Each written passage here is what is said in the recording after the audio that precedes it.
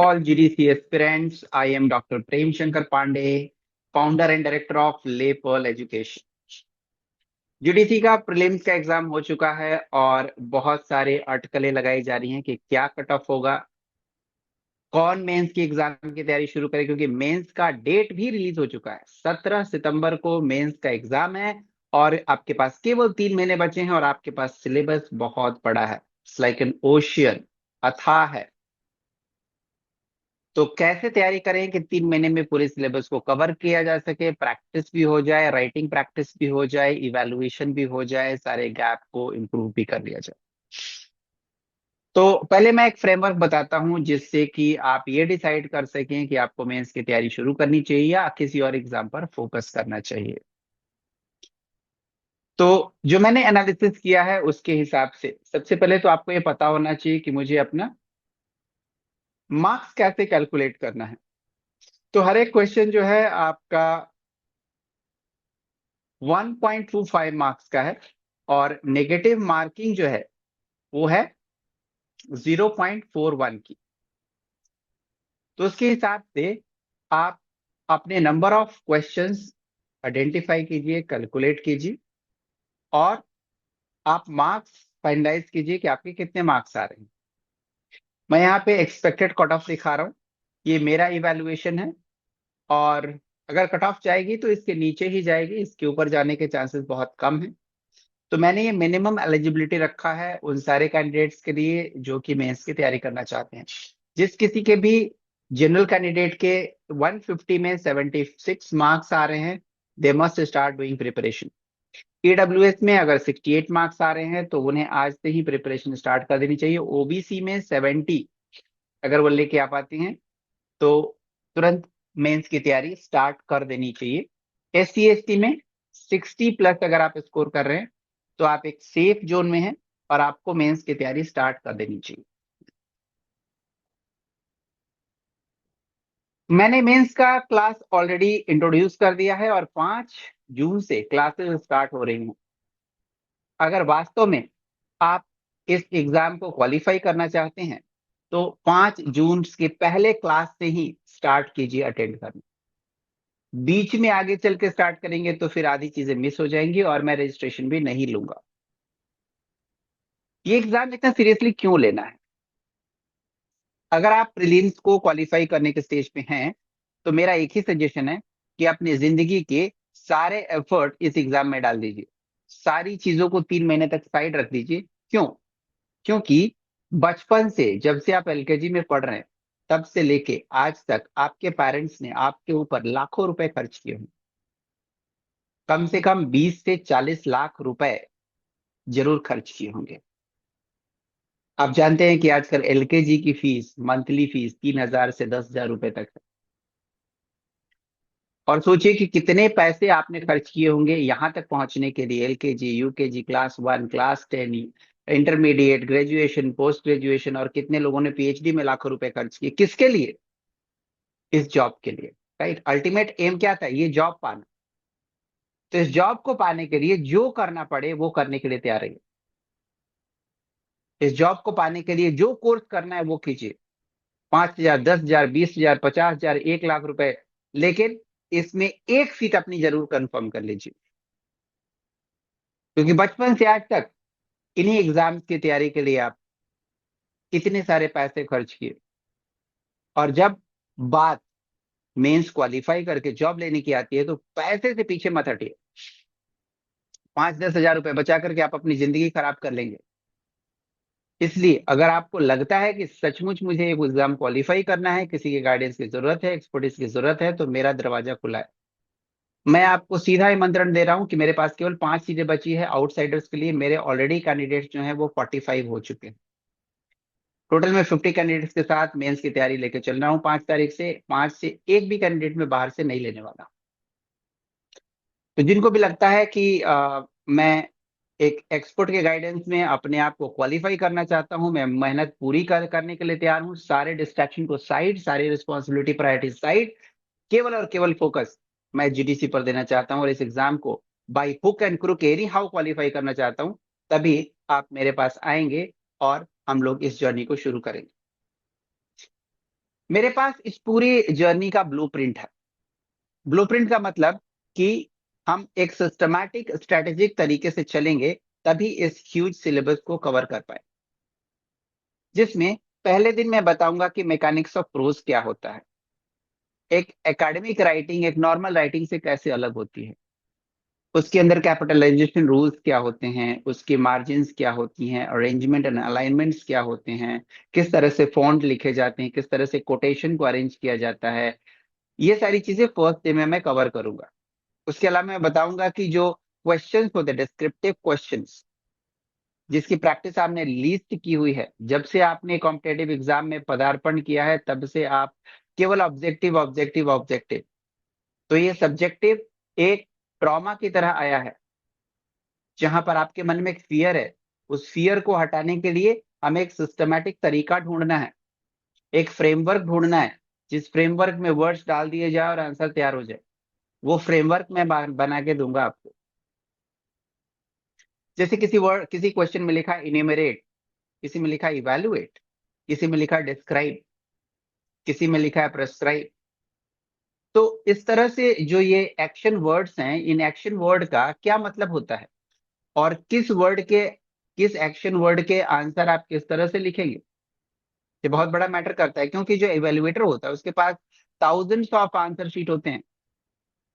उसको एक सेकंड में ये विजुअलाइज करना होता है कि कौन सा कैंडिडेट इंटेलिजेंट है, किसने थीम्स कैरेक्टराइजेशन कोटेशन पे फोकस किया है, किसकी क्रिटिकल थिंकिंग है, किसकी डिजाइनिंग बढ़िया है, उसको मार्क्स ज्यादा मिलेंगे, बाकी सबको जनरल मार्क्स या लीस्ट मार्क मिलेंगे। तो एक इवेल्युएटर के अटेंशन को ग्रैब करने के वो क्या क्या स्ट्रेटेजी हैं, वो सारे के सारे मैं अपने क्लास में कवर करूंगा। मेरा मेजर फोकस होगा हर एक स्टूडेंट को एक चीट शीट देना। चीट शीट क्या होता है? चीट शीट में हर एक वर्ग के 3 से 4 कोटेशन आपको दिए जाएंगे, और वो सारे कोटेशन आपको बार बार रिवाइज करने होंगे, याद करने होंगे, और आपको प्रॉम्प्ट सिखाए जाएंगे कि किस तरह से एक ही कोटेशन को 10 से ज्यादा क्वेश्चन के अंदर आप अप्लाई करके अपना इंप्रेशन जमा सकते हैं। ये एक टेक्निक है। तभी इवेल्युएटर को पता चलेगा कि ये स्टूडेंट रियल में पढ़ के आया है। समरी और पैराफ्रेज तो सभी करते हैं, लेकिन मार्क्स उसी को मिलते हैं जो कोटेशन मेंशन करता है। और कोटेशन वैसे होने चाहिए जिसको ऐसे कोटेशन को जिसे अलग अलग पर्सपेक्टिव में डाला जा सके। एक ही कोटेशन को psychological perspective, Marxist perspective, feminist perspective, ऐसा कोटेशन लेना है जिसको अलग अलग जगह पर कहीं पे भी सेट कर दो। इससे आपको कोटेशन कम से कम याद करने होंगे। वो मेरा काम है, चीट शीट आपको प्रोवाइड करना। तो इतने कम समय में इतनी बड़ी प्लानिंग करके इतने अच्छा आंसर लिखना वास्तव में एक डिफिकल्टी है। अगर वास्तव में आप चाहते हैं कि मैं एक एग्जाम को क्वालिफाई करूं, तो आप मेरी ब्लूप्रिंट पर एक नजर डालेंगे तो देखेंगे ये मेरा ब्लूप्रिंट है, जिसमें कि एक एक दिन का पूरा डेटा तैयार है। क्लासेस जो है वो 5 तारीख से शुरू होगी, 5 जून से, और क्लास की टाइम होगी 8 बजे से 9:30 बजे तक। मंडे वेडनेसडे फ्राइडे 3 दिन क्लासेस होंगी। और जिस दिन क्लास नहीं होगी उस दिन आपको क्वेश्चन दिए जाएंगे राइट करने के लिए। जैसे मंडे की क्लास होगी तो मंडे की क्लास में बैठ करके जो भी टॉपिक हमने प्लान किए हैं उस टॉपिक को ओवरव्यू करेंगे। अब ओवरव्यू करने के लिए एक एक्सपर्ट चाहिए, अदरवाइज लाइन बाय लाइन बैठ करके पढ़ करके कोई फायदा नहीं। तो मैं एज एक्सपर्ट बैठ करके सारी पॉइंट्स को ओवरव्यू करूंगा, आपको बताऊंगा कि किस पॉइंट को कैसे मेंशन करना है, और उसी पे बेस्ड अगले दिन आपको क्वेश्चन दिए जाएंगे राइट डाउन करने के लिए। एक स्पेसिफिक टाइमलाइन दिया जाएगा, उस टाइमलाइन के पहले आपको आंसर मुझे सेंड करना होगा पीडीएफ बना करके। फिर मैं बैठ के उसको लाइन बाय लाइन इवेलुएट करूंगा और आपको हैंडओवर करूंगा, आपको कमियां बताऊंगा कहाँ पे कौन सी कमी है, ताकि आप उसको इम्प्रूव करें। मेरे पास गवर्नमेंट स्टूडेंट की कोई गुंजाइश नहीं है। I am very strict this time. जो भी अपने असाइनमेंट को कंप्लीट करके मेरे को नहीं भेजेगा उसका रजिस्ट्रेशन कैंसिल करके मैं वापस कर दूंगा।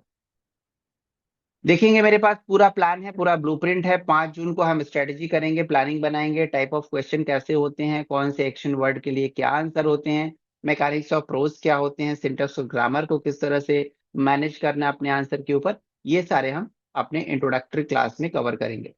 8 जून से यूनिट 11 से हम लोग शुरू कर रहे हैं, रिवर्स ऑर्डर में जा रहे हैं, क्योंकि यूनिट 11 जो है सबसे इंपॉर्टेंट है, सबसे कॉम्प्लेक्स है। इसलिए हमने इसे सबसे ज्यादा टाइम दिया हुआ है, सबसे ज्यादा क्लासेस दिए हुए हैं। तो यूनिट 11 हम भरत मुनि और फिलिप सिडनी को डिस्कस करेंगे ओवर रिव्यू करेंगे सारे पॉइंट्स को, और इसी पर बेस्ट कुछ क्वेश्चन दिए जाएंगे आपको राइट करने के लिए। कुछ क्वेश्चन 12 मार्क्स के होंगे, कुछ 8 मार्क्स के होंगे। इसी तरह 10 जून को एक तो जो हमने आपको क्वेश्चन दिए हैं उसका एवेल्युएशन के साथ और 2 टॉपिक डिस्कस करेंगे, like Samuel Johnson and William Wordsworth. इसी तरह से आप देखेंगे कि यूनिट 11 हम 17 जून को कंप्लीट कर रहे हैं और 19 जून को हमारे यूनिट 11 का पूरा मॉक टेस्ट है, जिसमें कि पूरे 20 क्वेश्चन पूछे जाएंगे, 10 शॉर्ट और 10 लॉन्ग। 8 नंबर के 10 क्वेश्चन, 12 नंबर के 10 क्वेश्चन, और इवेल्युएट किया जाएगा कि आप कितने मार्क्स अचीव कर पा रहे हैं। इसी तरह से हर यूनिट को हम कवर करेंगे और जब यूनिट खत्म होगा तो यूनिट का मॉक टेस्ट कंडक्ट किया जाएगा 20 क्वेश्चन का। इसकी पूरी इवेल्युएशन की जाएगी और इवेल्युएशन करने के बाद आपको आपके मेरिट और डिमेरिट बताए जाएंगे, तभी आप उसको इम्प्रूव कर पाएंगे। अगर आप लाख कोशिश करते हैं, लाख पढ़ाई करते हैं, लेकिन आपको अगर कोई इवेल्युएट करने वाला नहीं है, कोई बताने वाला नहीं है कि आपको कहाँ इंप्रूव करना है, तो आप 3 महीने बाद भी वही नजर आएंगे जहां से आपने शुरुआत किया था। क्योंकि ग्रोथ नाम की चीज तो होती नहीं। ग्रोथ तो तब होगी जब आपको कोई असेस करे, इवेल्युएट करे, आपको बताए कि क्या इंप्रूव करना है। ये बहुत जरूरी है। तो इस तरह से हमने पूरे यूनिट के लिए ब्लूप्रिंट बना रखा है, हर एक टॉपिक को एक डेट दे रखी है। और आप देखेंगे यूनिट 1 को खत्म होने के बाद हमने फुल सिलेबल मॉक टेस्ट भी प्लान किया हुआ है, जो 7 सितंबर से शुरू होंगे। 7, 9, 11, 13 और 15 5 फुल मॉक टेस्ट होंगे, जिसमें कि सारे यूनिट के क्वेश्चन पूछे जाएंगे, 20 क्वेश्चन। एक नजर डालते हैं ब्लूप्रिंट के रेफरेंस के ऊपर, मेन एग्जाम का क्या ब्लूप्रिंट है। तो टोटल 20 क्वेश्चन पूछे जाएंगे, जिसमें कि ए सेक्शन और बी सेक्शन रहेगा। एक ए सेक्शन में 10 क्वेश्चन रहेंगे, 10 के 10 कंपल्सरी रहेंगे, कोई भी उसमें ऑल्टरनेटिव्स नहीं रहेंगे, ऑप्शनल क्वेश्चन नहीं रहेंगे। हर एक क्वेश्चन को 125 वर्ड में लिखना है, जो कि बहुत ही बड़ा चैलेंज है। अगर वर्ड कम होते हैं तो आपको एफोरिस्टिक स्टाइल अपनाना पड़ता है, कम से कम शब्दों में ज्यादा से ज्यादा चीजों को एक्सप्लेन करना होता है, वो भी आर्ट हम सीखेंगे इस प्रोसेस में। तो ये 125 वर्ड लिखने हैं जो 8 मार्क के क्वेश्चन होंगे, और 10 मार्क के क्वेश्चन 200 वर्ड में लिखने हैं, वो भी एक बहुत ही बड़ा आर्ट है।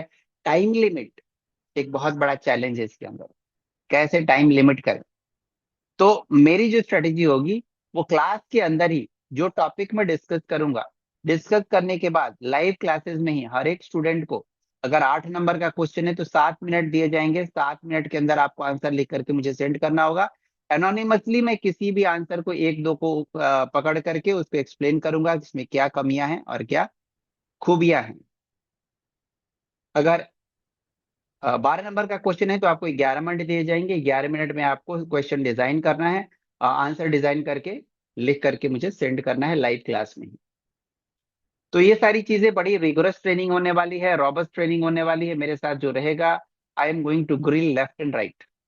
अगर कोई एक्सपेक्ट कर रहा है कि मेरे पास आकर के कोई यहाँ पे अमृत मिल जाएगा, कोई बहुत बड़ा शॉर्टकट मिल जाएगा, तो ऐसा कुछ भी नहीं। ऐसा शॉर्टकट नाम की कोई चीज नहीं है। आपको मेहनत करना पड़ेगा, मेरे साथ रगड़ा खाना पड़ेगा। You have to be grilled yourself left and right. अगर आपको लगता है कि आपके पास इतना समय है और आपका ड्रीम इंपॉर्टेंट है, तो आइए मेरे साथ, मैं तैयार हूं आपके साथ काम करने के लिए। शुरू करते हैं इस जर्नी को, and I wish you all the best. Thank you.